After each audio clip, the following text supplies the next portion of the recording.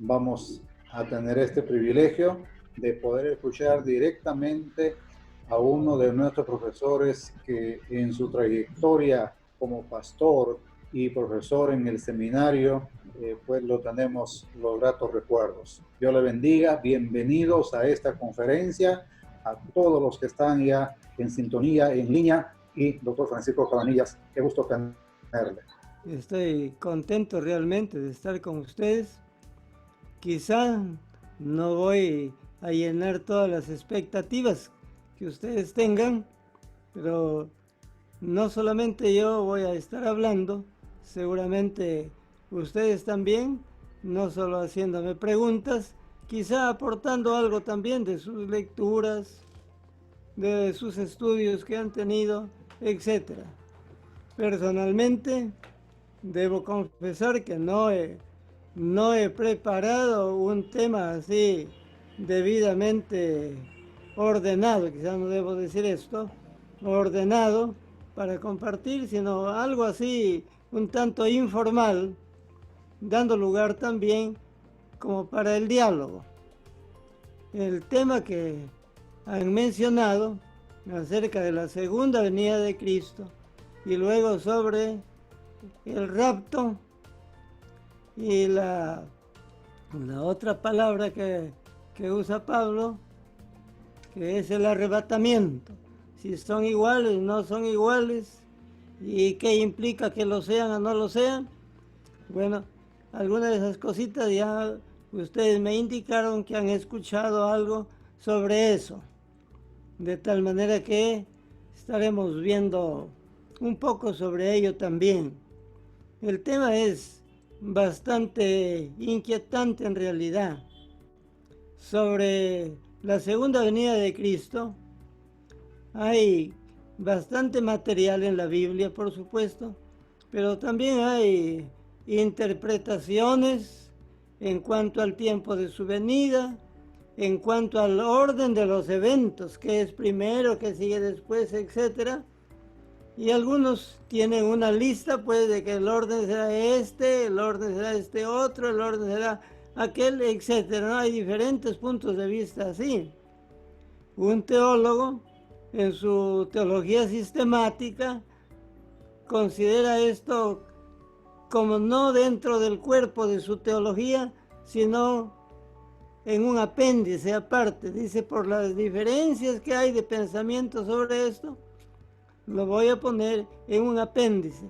Y habla él de una escatología especulativa, por ejemplo, porque eso hay bastante, ¿no? De especulaciones, teorizaciones, probablemente que estaremos mencionándolo en algún momento también. Sobre el orden de los eventos, como dice el doctor Wiley, del Día del Señor, ya dije que hay diferentes puntos de vista, pero yo los he cogido del doctor Wiley, de su introducción a la teología cristiana, y los voy a mencionar enseguida, ¿no? ¿Cuál es ese orden de eventos según él? Pero Wiley es bien cauto también. Él no dice que dogmáticamente este es el orden de los eventos, sino que él considera también que hay diferentes puntos de vista y él no se quiere pelear con ninguno. Entonces pone el de él, el que él cree, según él ha entendido estos puntos de estos acontecimientos, ¿no? El orden de los acontecimientos. Sobre el rapto o arrebatamiento de la iglesia, como algunos lo consideran así, sinónimos, sobre estos dos asuntos, son parte en realidad de los eventos del Día del Señor, o es decir, son parte de la segunda venida de Cristo. Así que está en el orden de los eventos también estos temas, ¿no? Para los que saben ordenarlo de una manera, de otra manera, como lo hacen las diferentes escuelas que hay sobre estos temas, sobre estos asuntos. Pero antes de ello, quisiera leer un pasaje de la Sagrada Escritura en San Mateo capítulo 24, desde el versículo 29 hasta el 31. Vamos a ver este pasaje. Mateo 24, 29 al 31. Dice así la palabra de Dios.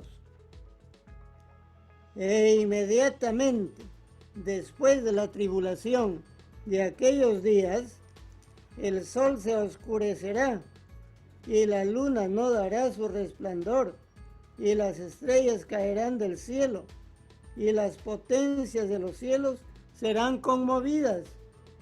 Entonces aparecerá la señal del Hijo del Hombre en el cielo, y entonces lamentarán todas las tribus de la tierra, y verán al Hijo del Hombre viniendo sobre las nubes del cielo con poder y gran gloria. Y enviará a sus ángeles con gran voz de trompeta, y juntarán a sus escogidos de los cuatro vientos, desde un extremo del cielo hasta el otro. Qué bonito, ¿no? El Señor Jesucristo en su sermón sobre el Monte de los Olivos. Él está hablando aquí acerca de su venida, ¿no? De cómo vendrá Él y en qué momento vendrá Él. Está diciendo ahí todas estas cosas, ¿no? En qué momento aparecerá lo que se llama la parousia, dicen algunos, la parousia en griego, ya la aparición del Señor. En qué momento se ve o será visible esa aparición, quizá hago aquí redundancia, de nuestro Señor Jesucristo. Entonces voy a estar en primer lugar mencionando el orden de los eventos del día del Señor, o en otras palabras, el orden de los eventos de la segunda venida de nuestro Señor Jesucristo, los que considera, repito, el doctor Wiley en su introducción a la teología cristiana.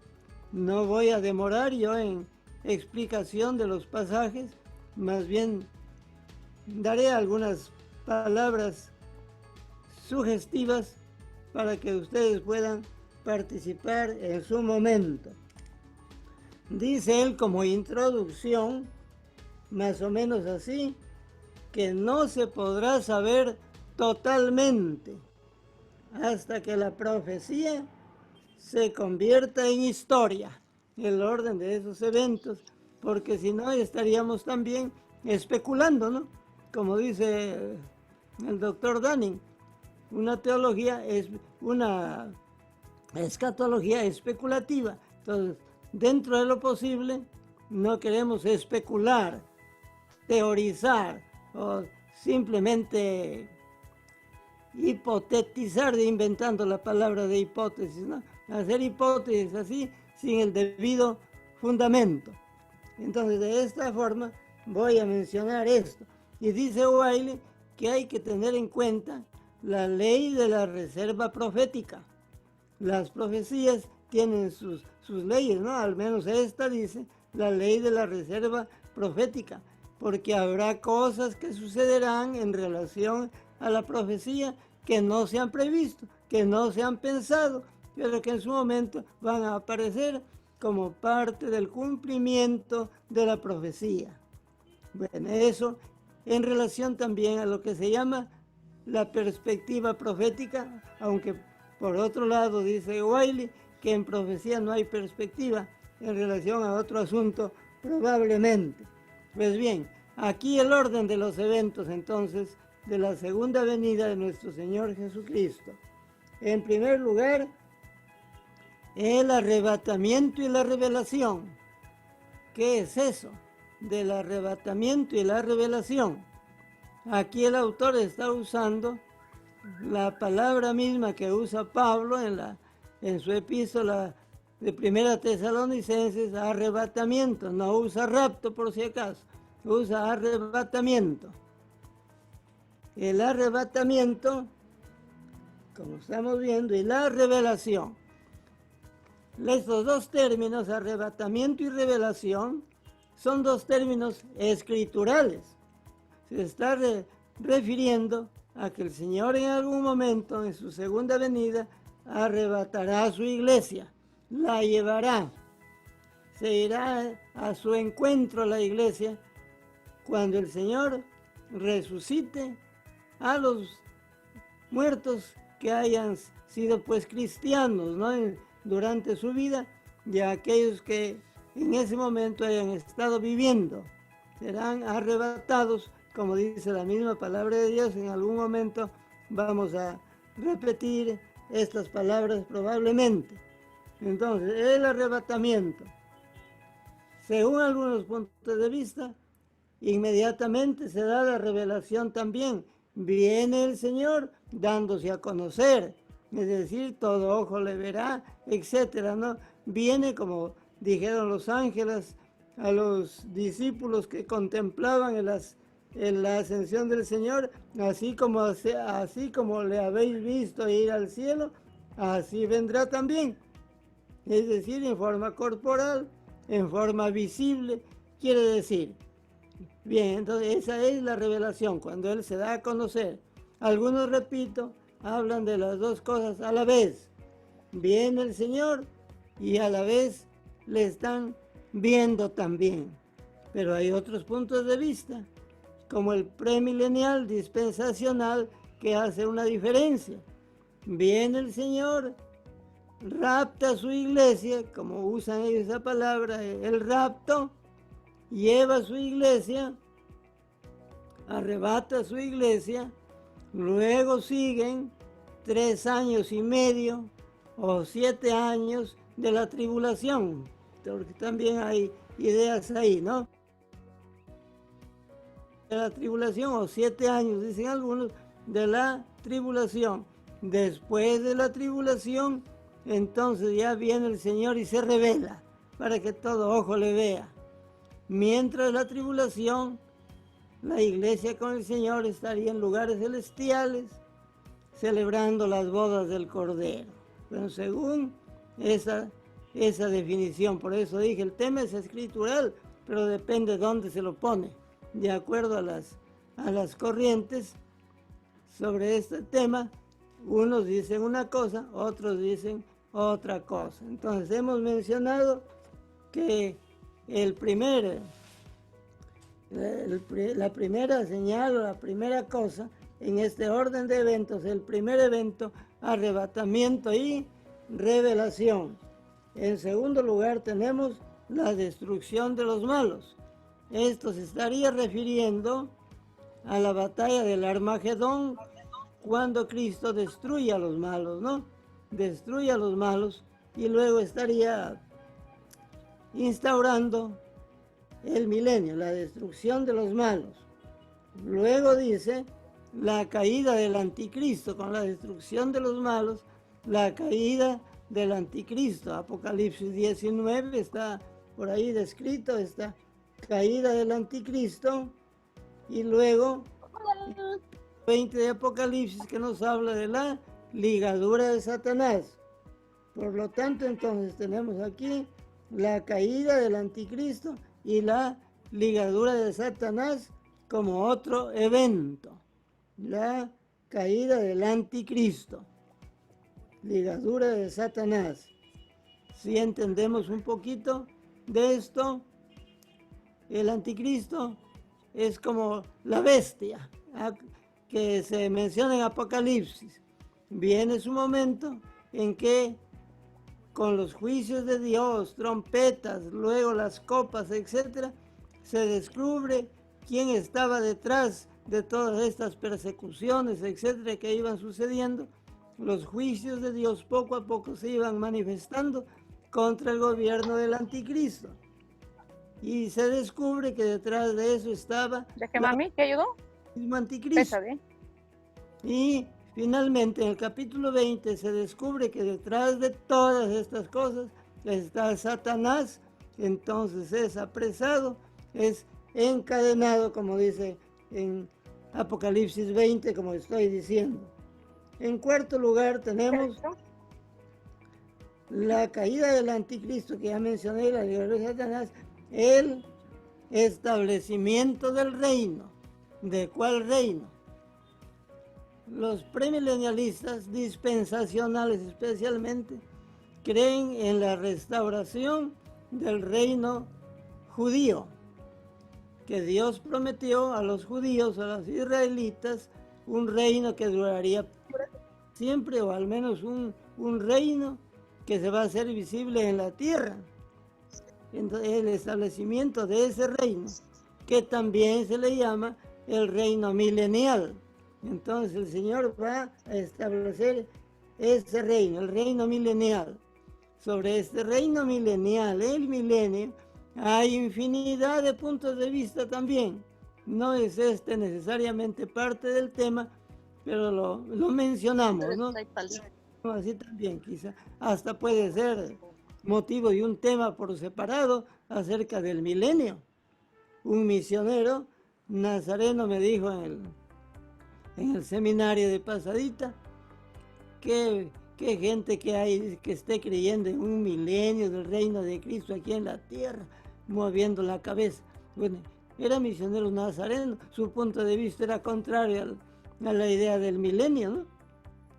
Pero algunos lo creen así, a pie juntillas, que va a haber 1000 años del reinado de Cristo sobre la tierra, dirigiendo pues el reino judío, y este reino judío siendo ayudado por la iglesia, donde la iglesia serán sus miembros como ciudadanos de segunda clase, porque el reino es judío, ¿no? El reino es de los israelitas, prometido por Dios, y la iglesia estará como ayudando el gobierno de la Biblia Vulgata Latina. La palabra arrebatamiento lo traduce como rapio en latín, rapio, que quiere decir, o al menos de ahí lo traducen como rapto, o sale la palabra rapto, que quiere decir robo también, ¿no? Así a la fuerza. La otra palabra casi es sinónima también, ¿no? Palabra sinónima. Pero San Pablo utiliza o usa la palabra arrebatamiento. Él no usa rapto, él usa arrebatamiento. Aunque al parecer los autores o varios autores, como por ejemplo los autores del texto Dios, Hombre y Salvación, por Kaiser Taylor, a él le da lo mismo utilizar rapto o arrebatamiento. Lo usan indistintamente, no se pelean con el significado de las palabras. Otros igualmente así también. Ray Danning en su libro Fe, Gracia y Santidad, que es una teología sistemática wesleyana, igualmente no se pelea con el significado de rapto o arrebatamiento. Lo usan al parecer indistintamente. Personalmente tampoco. Y otros probablemente igual, ¿no? Como que son palabras sinónimas y como que quieren decir pues la misma cosa, ¿no? Refiriéndose a algo como que quieren decir la misma cosa. Aunque para algunos pues las diferencias aún mínimas pueden considerar que quiere decir o está queriendo decir otra cosa. Probablemente pues así. Pero como estoy diciendo, el apóstol Pablo utiliza la palabra arrebatamiento, que es tomada pues ya para nosotros los que estamos traduciéndolo al castellano. Arrebatamiento es de una palabra griega, no estamos traduciendo una palabra latina como la que vemos en la Vulgata Latina, la Biblia en latín de San Jerónimo, traducida de ahí como rapto. No, la nuestra es del griego, ¿no? Que Pablo escribe como arrebatamiento. No quiero decir aquí la palabra en griego, pero no vayan a decir que soy erudito en griego, no sé casi nada, ¿no? Quizás alguna palabra alfa y omega de repente, ¿no? A y Z sobre. Pues bien, la palabra latina de donde viene rapto es rapio, que quiere decir robo también. De esta palabra viene la palabra rapto en castellano. Para nosotros traducimos arrebatamiento de la palabra que es arpazo en el griego y que traduce en arrebatamiento, que también tiene sus significados. Esto lo encontramos en nuestro libro de teología bíblica, Dios, hombre y salvación, donde el autor tampoco hace diferencias del significado entre rapto y arrebatamiento, pero van un poquito más allá. Para agregar al significado de la palabra arrebatamiento, el mismo doctor Wiley, en el tomo 3 de su teología,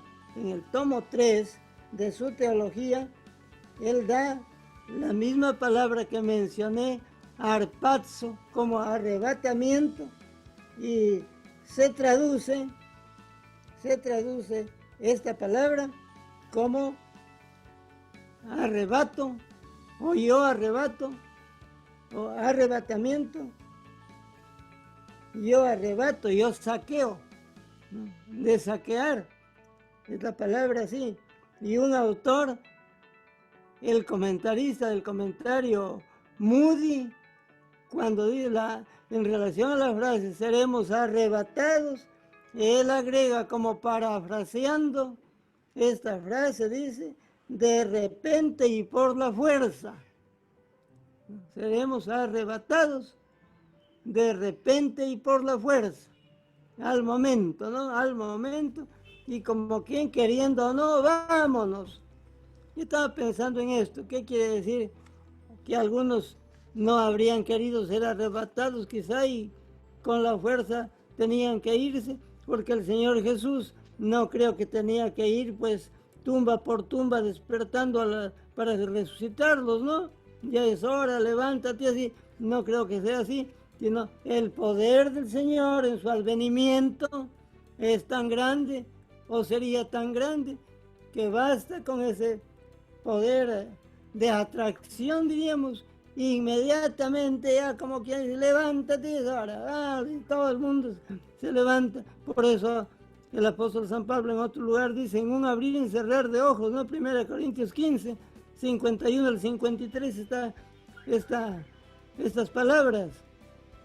En un abrir y un cerrar de ojos, a la final trompeta, los muertos en Cristo resucitan primero, y los que estén viviendo igualmente serían transformados en un momentito. Y Pablo lo presenta también como algo misterioso que por el Evangelio se está dando a conocer. Efectivamente, todo el Evangelio estuvo considerado como misterio, ¿no? Y el Señor lo dio a conocer, el Evangelio de salvación para todos, ya no solo para los judíos, sino para todo el mundo. Dentro de ese misterio está también este arrebatamiento. Entonces es así como el doctor Wiley, además de ese significado de la palabra arrebatamiento, también él dice que arrebatamiento quiere decir coger, dice así en su texto, como dije, tomo 3 de su teología.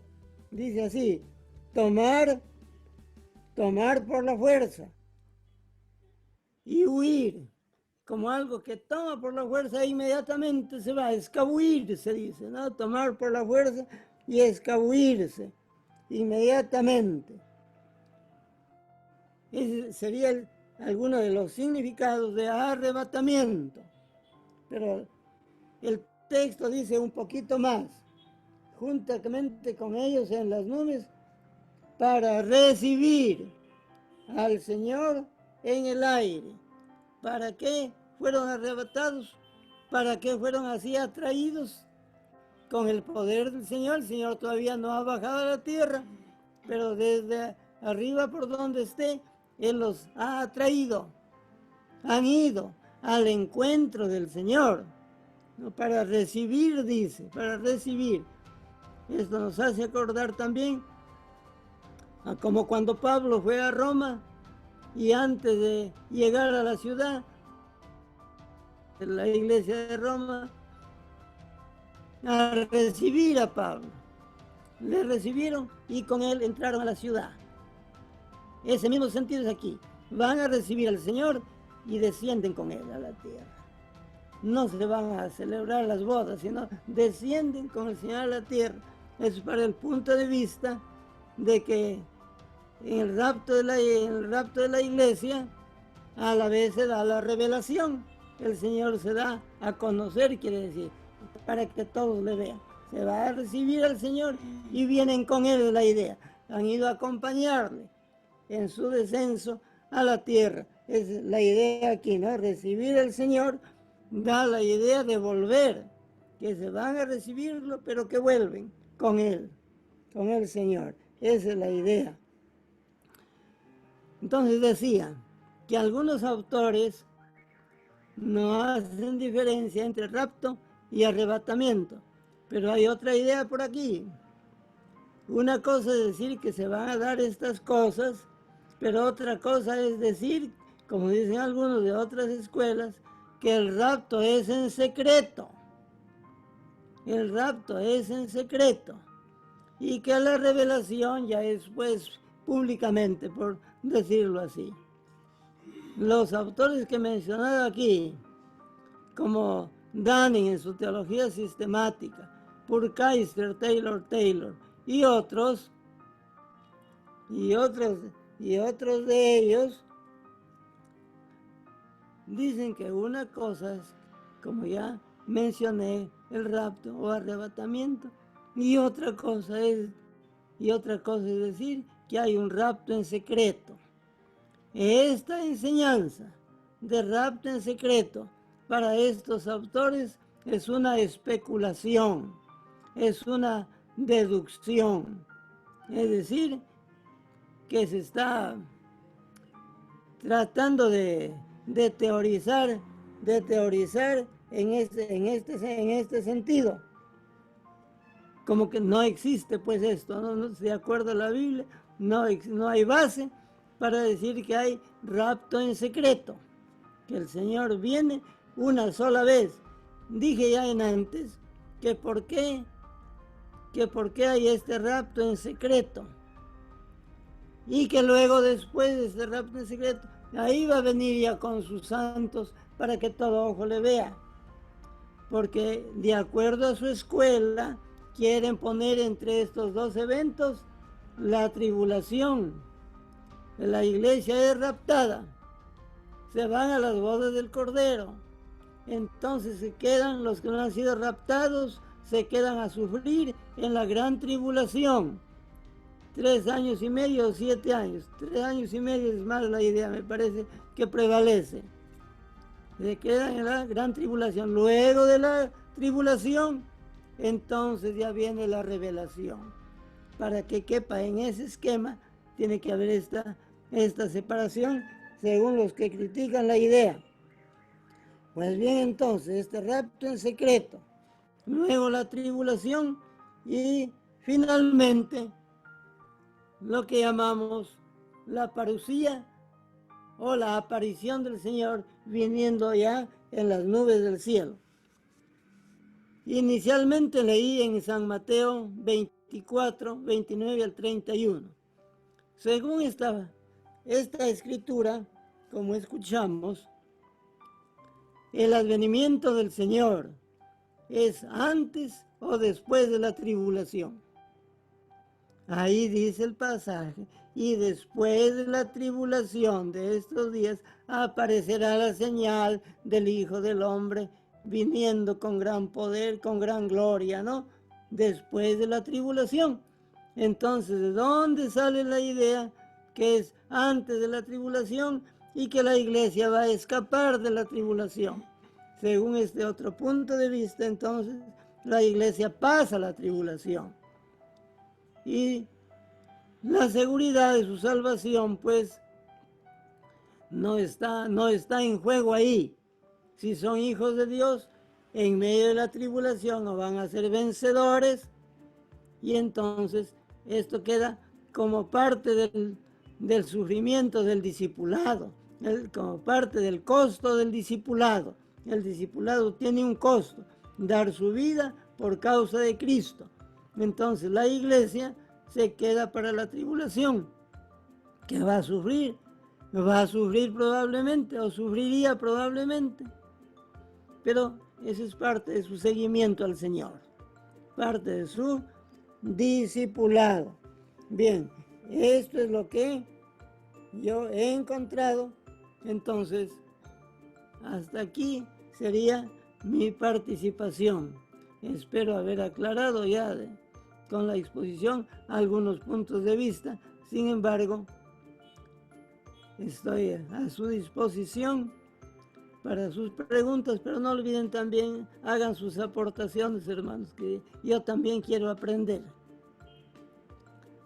Gracias. Gracias, Pastor Francisco. De verdad que no ha perdido su esencia aún y he estado en toda la conferencia muy sonriente al oírle, y la verdad que muy escueta la presentación suya, y en definitiva, como usted muy,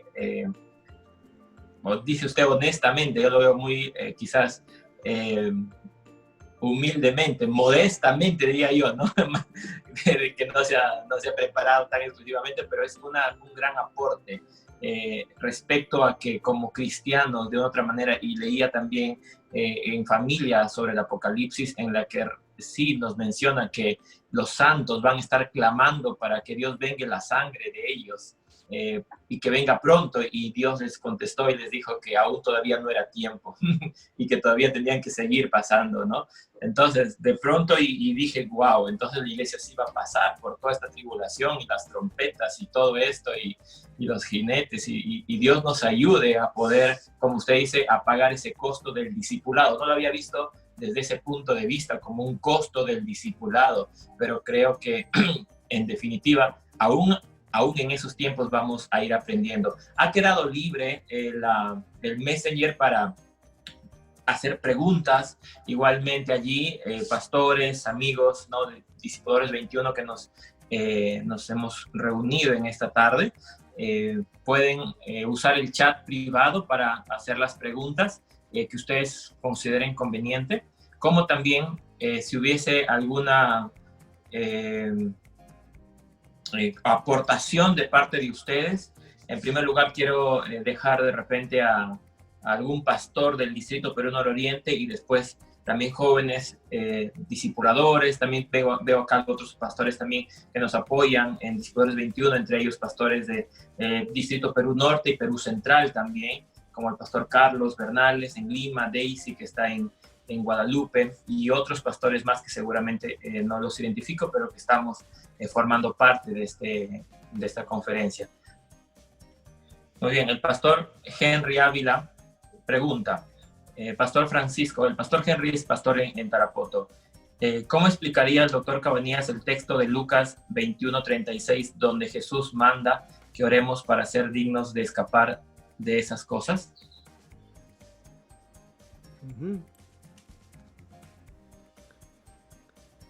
Se está refiriendo a tiempo de la segunda venida también de la tribulación. Escapar no solamente significaría escapar físicamente. La salvación nuestra vale más que escapar físicamente, como ya lo dijo el Señor, ¿no? ¿De qué vale guardar la vida física y perder la espiritual? Así, cuando el Señor habla de nuestra seguridad para su venida, no solamente está pensando el Señor en escapar de dolores, en escapar de sufrimientos físicamente, porque sabemos que Él es nuestro ejemplo y Él no escapó. Entonces nosotros estamos también listos a seguir su ejemplo, como ya dijimos, a pagar el costo de ser discípulos suyos. Así que nuestro punto de vista no es escapista, de acuerdo a estas mismas palabras, ¿no? Sino que estamos dispuestos a seguirle hasta la cruz. Precisamente eso es tomar la cruz, estar dispuestos a seguirle hasta las últimas consecuencias. Pero nuestra alma está segura, aunque muramos como los mártires mencionados en Apocalipsis, aunque físicamente muramos, pues nuestra alma está segura. Gracias, pastor.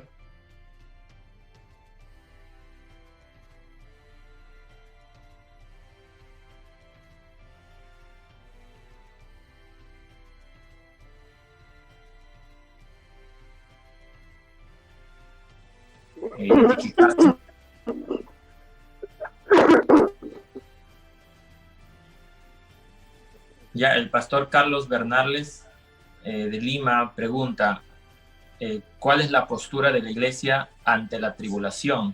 No sé si pastor Carlos podría especificar su pregunta en términos de que cuál debe ser nuestra actitud cuando pasemos la tribulación, o cuál es diríamos, nuestra forma de interpretar de que la iglesia pase o no la tribulación. De repente por ahí especificar la consulta. El punto de vista de la iglesia del Nazareno, dice. En el tiempo, dice. ¿No? Dice, ¿cuál es la postura de la iglesia ante la tribulación en el tiempo? No sé si usted entiende la pregunta, Pastor Francisco. Si no, Carlitos, puedes prender tu micro y ser específico con la consulta. Bueno, en la iglesia del Nazareno y en diferentes iglesias hay diferentes posturas sobre estos temas.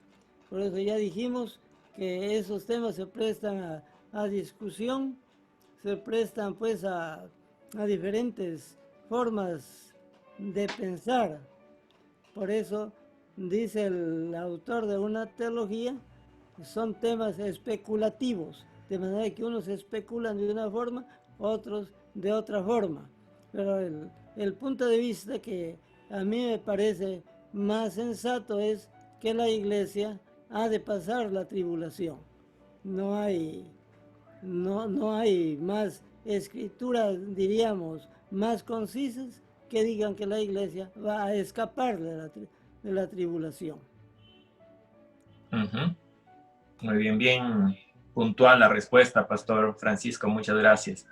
Y definitivamente, ¿no? Hay escuelas de la escatología y hay interpretaciones varias, pero de otra manera nuestros teólogos y académicos están ilustrándonos en su entender también cómo, cuál sería la postura un poco más bíblica, más, por no decirlo menos, entendible a la luz de la palabra del Señor sobre estos tiempos. Si bien es cierto, no podríamos determinadamente, con absolutez, decir esto va a ocurrir de esta manera, pero esa es la interpretación que van teniendo en consenso.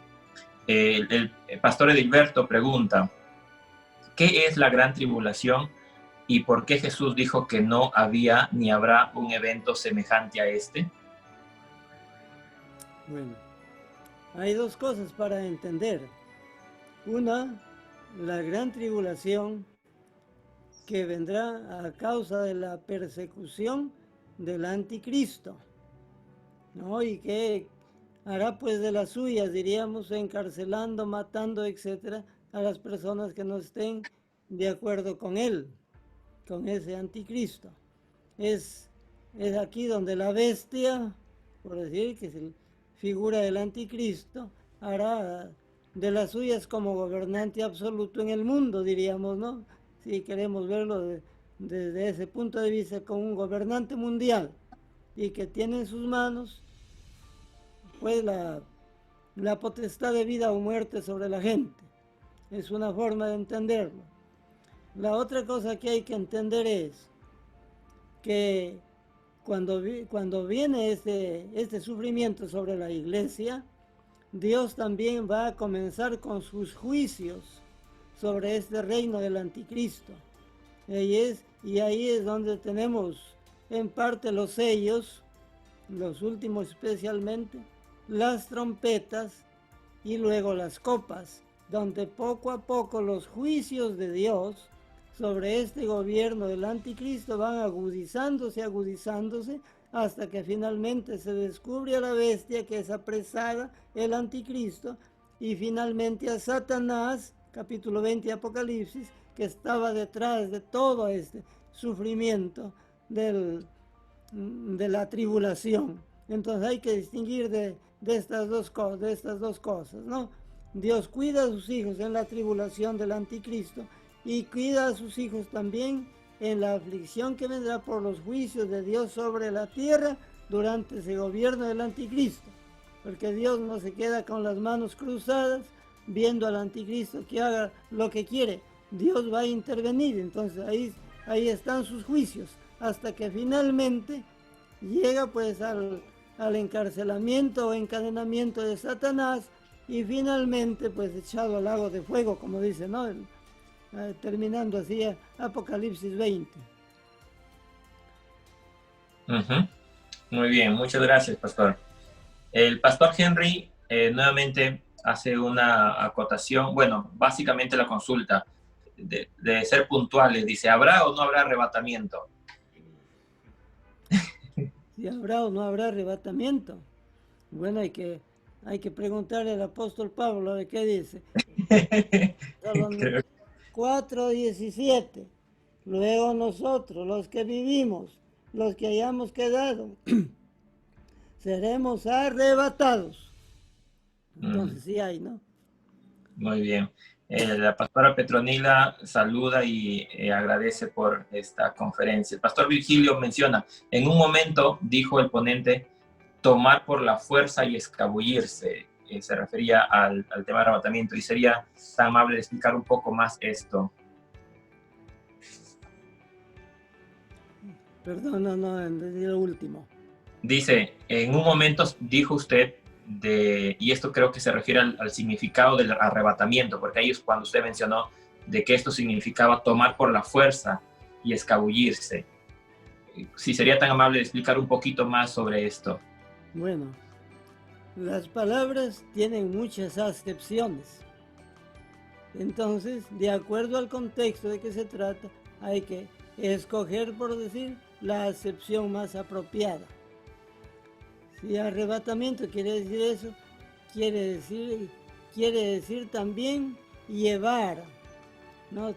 Trasladar.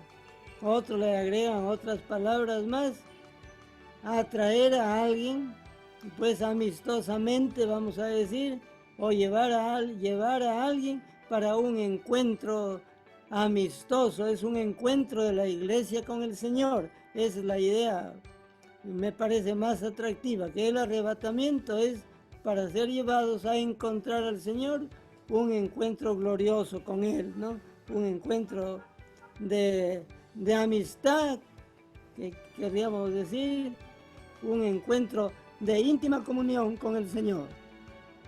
Muy bien, gracias. Gracias, pastor. Un miembro de Discipuladores 21 pregunta, cuando se habla de orden mundial, ¿podría decirse en qué tiempo se dará o ya estamos muy cerca que esto se realice? Cuando se habla de qué dijo, perdón. Del nuevo orden mundial. Ya.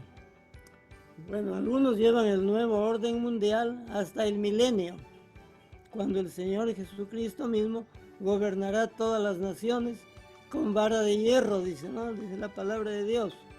Entonces, ese orden mundial se dará en ese momento. Otros, los postmilenialistas, dicen que este milenio es espiritual y que esta paz o nuevo orden mundial se dará gracias a la predicación del Evangelio en todo el mundo. Por ello, entonces, los postmilenialistas dan mucha importancia a la predicación del Evangelio en todo lugar, porque con ella, con esa predicación, va a venir un nuevo orden de cosas en el mundo, aunque hasta ahorita no vemos todavía que haya señales de ello, ¿no? Sí, gracias, pastor. Bueno, tanto el pastor Carlos Bernales de Lima, el pastor Lucas aquí en Soritor, San Martín, agradecen y su participación en esta tarde y lo bendicen en el nombre del Señor. Igualmente, alguien que se llama Elí levantó la mano. No sé si es el hermano Elí o el pastor Elí. Solamente lo identificamos como Elí. ¿Tiene alguna consulta?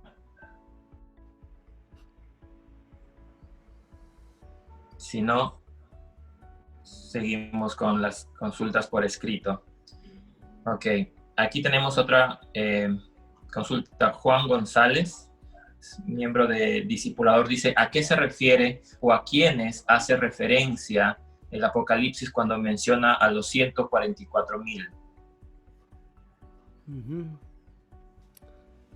144,000 en Apocalipsis está en el capítulo 7 y en el capítulo 14. Entonces, estos 144,000 son figura de la iglesia en su totalidad, formada por judíos y gentiles. Esta es la interpretación que a mí me convence más, ¿no? Se está refiriendo a la iglesia en su totalidad. El número de la iglesia en la numerología es 10, pero elevada a una potencia X. Entonces 144,000, ¿no? 12 por 12 por 1000. No, perdón, 12 el número de la iglesia, 12 por 12 por 1000 se está refiriendo a la iglesia en su totalidad. El número para significar iglesia es simbólicamente 12, no lo sabía. Interesante. El pastor Edilberto menciona, dice, Apocalipsis 3:10, te libraré de la hora de la prueba. Es un pasaje que se usa para decir que la iglesia no pasará la gran tribulación. ¿Es correcto esto? ¿Cuál es su opinión? Bueno, ¿de qué manera somos librados? Somos librados cuando no caemos ante la prueba. La prueba viene, ¿no? Podemos pasar la prueba, pero no hemos caído. No hemos estado contra Cristo, negándole, ¿no? Durante esa prueba. Entonces el Señor nos da la fuerza suficiente para poder ser triunfantes ante la prueba. Amén. Katia Obando desde Lima, también miembro del equipo de Discipuladores 21, pregunta, ¿cómo interpreta, pastor, lo que Jesús menciona en Mateo capítulo 24, 40, en donde dicen que estarán dos en un campo, uno será llevado y otro será dejado? En primer lugar, esto se dice después de que ha pasado la tribulación, porque el Señor está mencionando cosas después de estas cosas, hablando de la tribulación. Ya pasó la tribulación. La gente, cuando Cristo venga, estará en sus ocupaciones cotidianas. Unos en la chacra, otros durmiendo, otros, en fin, la vida normal, vamos a decir. Están en su vida normal. Algunos de ellos estarán preparados, otros no lo estarán. Pero aquí la recomendación, diríamos, o la exhortación es estar preparados. Es una invitación a la fidelidad al Señor en todo tiempo. Estés en tu chacra, estés en tu casa moliendo, estés descansando en tu cama, estás preparado en todo tiempo para cuando venga el Señor. Bueno, para mí personalmente me satisface esta forma de interpretarlo, ¿no? Muy bien, gracias, profesor. El hermano Eli Malca, también superintendente de escuela dominical en el distrito Perú Nororiente, pregunta, doctor Cabanillas, ¿en el milenio se podrá salvar la gente? ¿Habrá salvación? Hay infinitos puntos de vista sobre esto, muchos puntos de vista. Nosotros vimos o podemos pensar de que los malos han sido destruidos en la batalla de Armagedón. Los que quedan para el milenio supuestamente son todos santos, ¿no? Quiere decir entonces que si son todos santos ya, probablemente, según algunos estoy diciendo, ¿no? Probablemente todos santos ahí ya no habrá lugar para el pecado entonces. Pero otros no dicen así.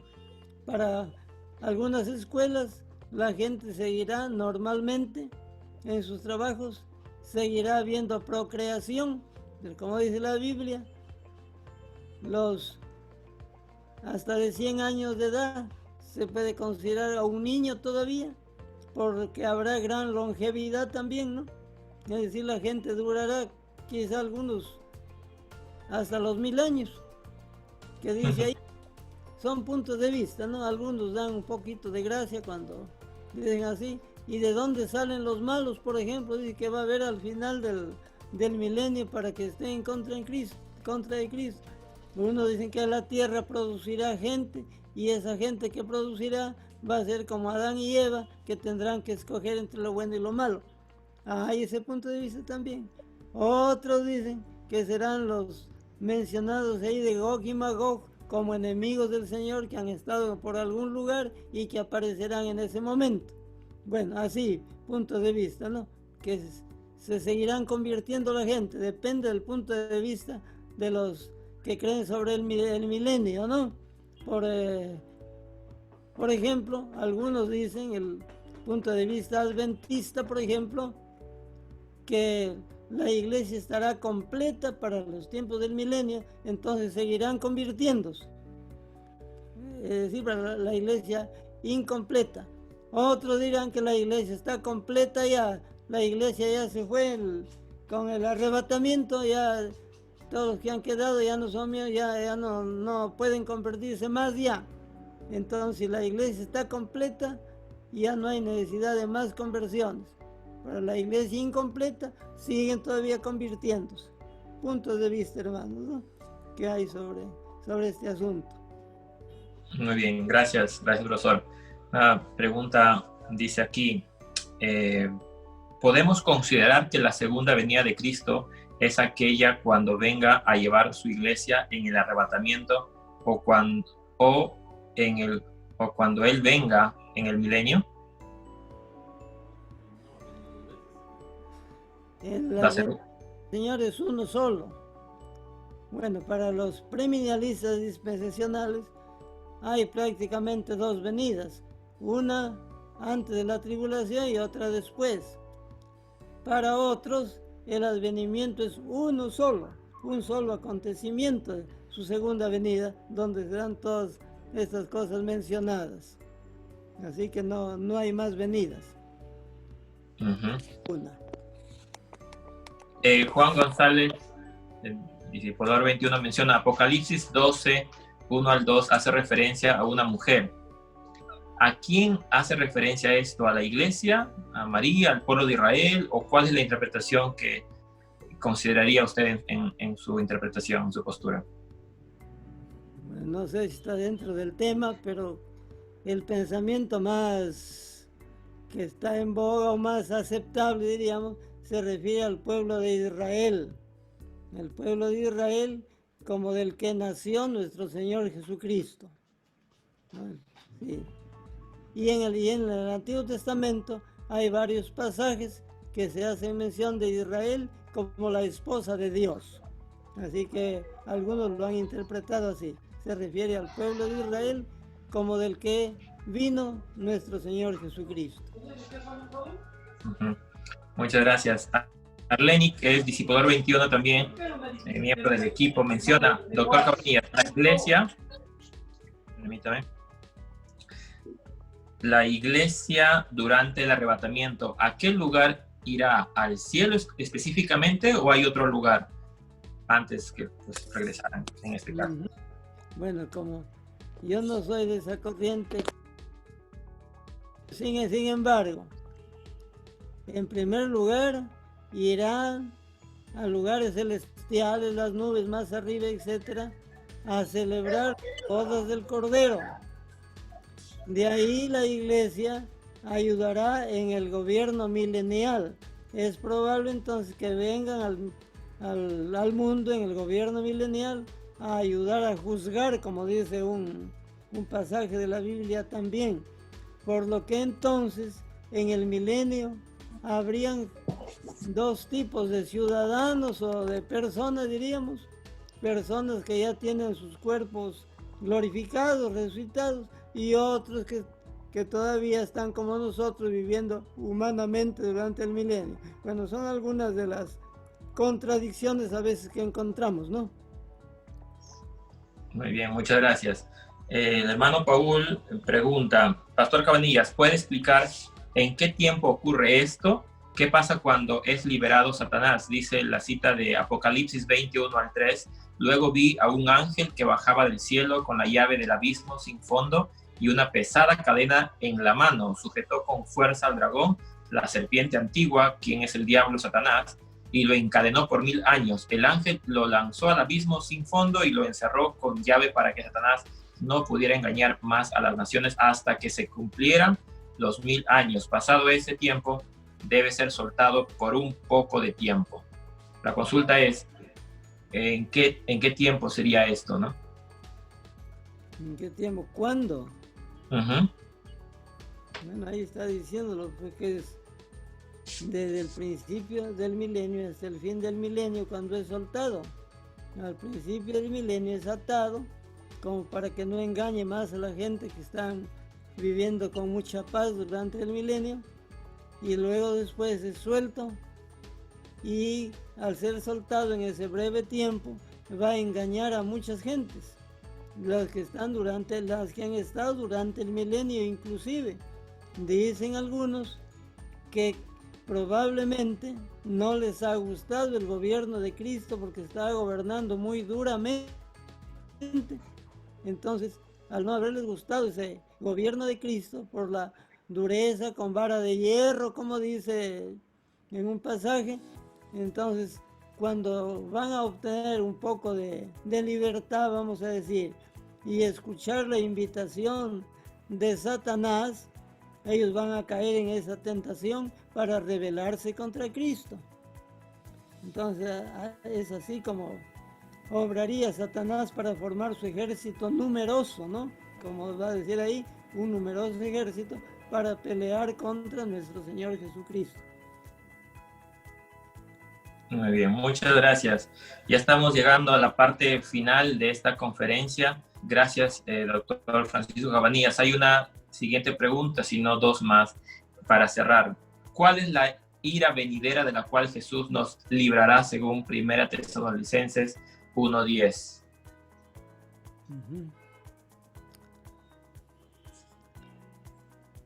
Tiene que ser del juicio final, finalmente valga la redundancia, ¿no? Ira venidera también son los castigos de Dios sobre el mundo incrédulo que encontramos en el Apocalipsis. Como ya mencioné, las trompetas, las copas, etcétera, ¿no? Viene una ira sobre el mundo, pero con el propósito de que la gente se arrepienta. Pero esta es durante el gobierno del anticristo, hasta que sean pues descubiertos, como dijimos, el destruidor, el anticristo mismo, la bestia, y luego sea apresado Satanás al comienzo del milenio. Dios va a demostrar su ira contra ese gobierno del anticristo y contra el mundo, como quien dando una nueva oportunidad para que la gente se arrepienta. En Apocalipsis encontramos eso, que a veces la gente se arrepiente con el gran terremoto que hubo, y a veces no se arrepienten, otros no se arrepienten con otro castigo. Entonces la ira de Dios viene sobre el mundo manifestada con estos juicios divinos. No vienen juicios divinos al final del mundo, si es verdad. Eso lo esperamos, o creemos que ha de ser así, ¿no? Y ahí está, me parece, en parte, como algunos se han preguntado, si esta pandemia no es parte ya de esos juicios divinos. Bueno, ¿qué diríamos, no? Tratando de contextualizar un poco, si no son estos ya, en cierto modo, manifestaciones apocalípticas, yo diría serían preapocalípticas, si se puede entender de esa manera, ¿no? Castigos mundiales, ¿no? Cosas así que hacen sufrir a los hombres mundialmente, pero con el propósito de que ellos se arrepientan, que busquen a Dios a su tiempo, ¿no? Amén. Y este creo es el mensaje final, ¿no? Del Apocalipsis y de todas estas situaciones que van a finalmente llevarnos a todos al dolor, a la muerte y pues acercarnos a Dios. Dice, bueno, quiero también dar parte al pastor Adán ya para que pueda cerrar esta tarde. Hay una consulta más y con eso estaríamos terminando. Nuevamente el hermano Paul dice, doctor Cabanillas, si pueden ser engañados, quiere decir que ellos tienen la opción de aceptar a Cristo o no aceptarlo, o sea, la gente se puede salvar en el milenio o esa gente ya está condenada, porque esa gente se quedó luego de la gran tribulación, o sea, hay otro tiempo para salvarse. Hablo del milenio. Si durante el milenio hay todavía la oportunidad de que se arrepientan, es la idea, ¿no? Bueno, para los que tienen esa posición y para quienes la iglesia a la venida de Cristo ha estado incompleta, entonces ahí con esas conversiones se completará la iglesia. Pero de todos modos, si es así, estamos viendo que sería la misericordia de Dios siempre dando oportunidad a la gente, ¿no? A la gente que no se haya convertido en diferente momento en que se esperaba que lo haga, pero sí quizá viendo tantas cosas después como suceden en el mundo, sí quizás sí se puede sentir conmovida. Eso quiere decir que el Espíritu Santo sigue obrando todavía, ¿no? Aún durante el milenio, si es que esto es una realidad, así como digo, estamos en cierto modo especulando, ¿no? Si sería de esa manera. Muy bien. Quiero dar pase al pastor Adán y luego estaremos cerrando con palabras de oración y vamos a orar por el pastor Francisco Cabanillas. Pastor, muchas gracias por haber aceptado esta invitación. Yo sé que es un poco difícil, por no decirlo menos, tener bastantes invitaciones y poder aceptar tantas, pero aceptó esta y agradecemos mucho que usted haya podido estar con nosotros esta tarde. Seguramente todos vamos a seguir orando por su vida, el ministerio y lo que Dios ha puesto en su corazón, poder compartir con la iglesia en general. Tiene por qué aprenderlo y no. No, qué interesante, en verdad, esta conferencia y este diálogo con las diferentes preguntas y las respuestas que nuestro hermano Francisco Cabanilla nos ha dado en esta tarde.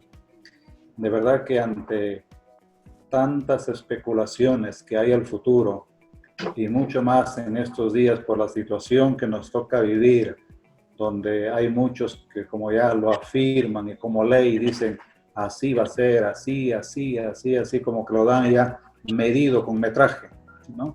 Y detallando punto por punto.